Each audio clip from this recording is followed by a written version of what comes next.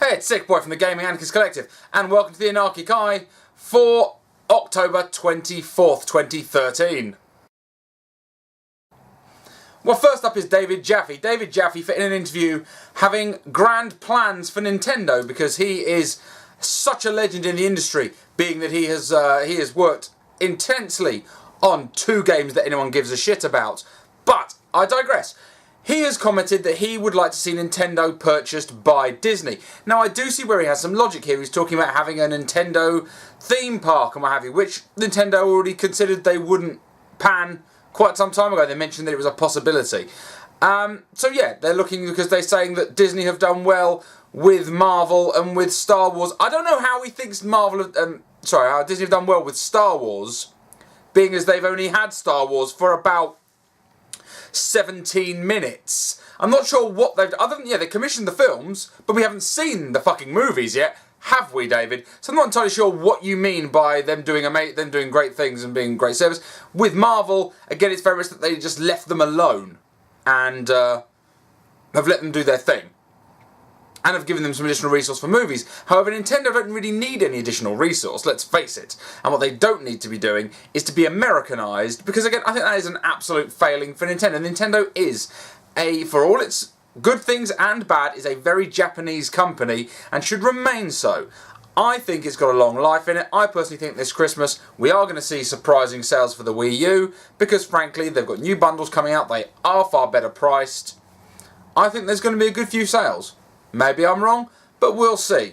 I don't really think, especially certainly with the Xbox One, it's actually not going to be on sale in most markets this year. It's on sale in the UK, it's on sale in the US and a few other countries, but it's not that ubiquitous. PS4 is all over the place, but again, compared to the Wii U, very expensive. So let's see how that goes. But anyway, thanks David for just blundering in and saying what you want. Now, he's actually said, to be fair, he likes Nintendo and he's a fan of Nintendo. However, as the man who has worked, as the man behind Twisted Metal and God of War, don't give a shit, because really, when it comes to having business decisions, you've worked on two game series that anyone cares about. Frankly, I'm not entirely sure why this is news, but it is. So I'm going to report it anyway, so we can all just sit around and look and just say David Jaffe is a bellend. Well, the specifications for Call of Duty Ghosts on PC have been announced today, and lo and behold, quite a few people are complaining about it. It is going to require Windows 7 or 8 64-bit version. You need somewhere around a 2.6 dual-core processor, and you need 6 gig of RAM. This is hardly high-end specs here. People are PC gamers. Now, I have played PC games for a long time. I've been a few years off the fold, and now I'm back in with an absolute beast of a machine. And I'm confused, PC gamers, because you come off incredibly smug. As a PC gamer, I play all things, but I also play on the PC. You're all very, very smug, yet some of you people who are so damn smug are bitching and moaning that you've got a 32-bit operating system. Well, get with the times, fucker. This is next-gen shit, don't you know?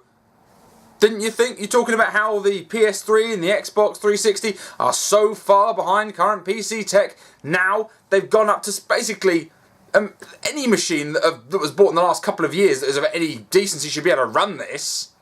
If not, you don't actually have a gaming PC. You have an old PC that you could play some games on. So maybe, pull your finger out of your arse and stop being so goddamn smug. But the full specs will be in the description field for anyone to see who is interested in buying Call of Duty and is interested in what the specs are going to be. According to Ben Matteis at WB Montreal, he said that there's been a great deal of issues with regards to building the new Batman game. And not necessarily technical issues, but from the regards of confidence, from regards of the fact that it's a fair point. A lot of people have had a lot of concerns regarding Batman Origins. Now, the game the release in the UK is tomorrow. I believe it's out in other regions already.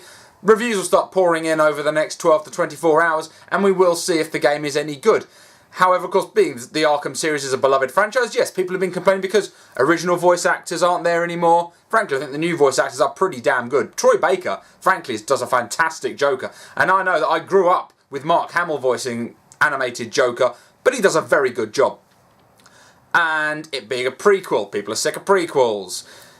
and it's not done by Rocksteady, and obviously they've had a lot of negativity, and understandably. Now, this is something that they've had to weather through, and I admire them for staying quiet up until the game was completed. They have admitted that they had a great deal of hesitancy because fans, supporters, and the industry in general have been very critical of them. So, we will see. I personally would like to see, the only game they made in the Arkham franchise was I believe they made the Wii U edition of Arkham City. So, we'll see how that goes. I would like to see the game be really good. I would like to see it be novel. I would like to see it continue to build on what has been one of the most stellar comic book franchise games of all time. It has been absolutely stellar, and I hope the game's high quality. And I do feel a bit bad for WWE Montreal. However, they knew they had big shoes to fill. Well, for those of you who remember the 90s, apparently there's a Toejam Earl 3 that is in existence that was never released. How about that? Now, the code has been found. It was meant to be on the Xbox and on the Dreamcast. It is actually, there's a gameplay video which I will link in the description field. They've built a rough copy of it. They're looking for funding they may well bring about one of the most idiosyncratic 90s video game characters to modern machines. It's a bizarre bit of news, frankly. I was never a huge fan of Toejam Earl. They re-released it, I believe, on the Xbox 360 recently. You know, it's an old series. It's a weird series. If you've never played it, look it up. It is a weird old series. But those of you who are fans of that early 90s cheese fest, it's back. It may well be back, and it may well be coming for general release soon. Well, I say soon, 18 months to a year or so, who knows, but Christ, that is deeply surprising. It seems in order to dial back their twattery, Ubisoft have said that there is PlayStation 4 exclusive content for both Watch Dogs and for Assassin's Creed 4, which I don't like. Platform-specific content. I think it's shitty. I was annoyed that I got Arkham Asylum on the Xbox and I didn't have a PS3 at the time, and I didn't get the Joker Challenge maps. There's lots of little things that happen. You know, Call of Duty get their stuff ages in advance.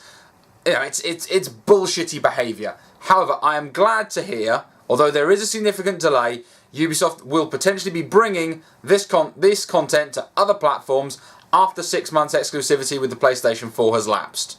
So that's some good news, at least for those of you who are going to be playing them on other consoles and would have interest in buying DLC from Ubisoft.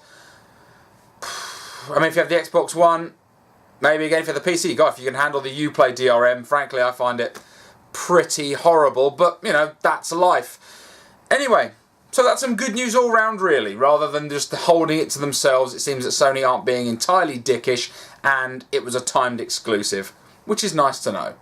Anyway, thanks a lot for watching. You've been looking through the 2020 vision of the Anarchic Eye. I'll catch you guys later.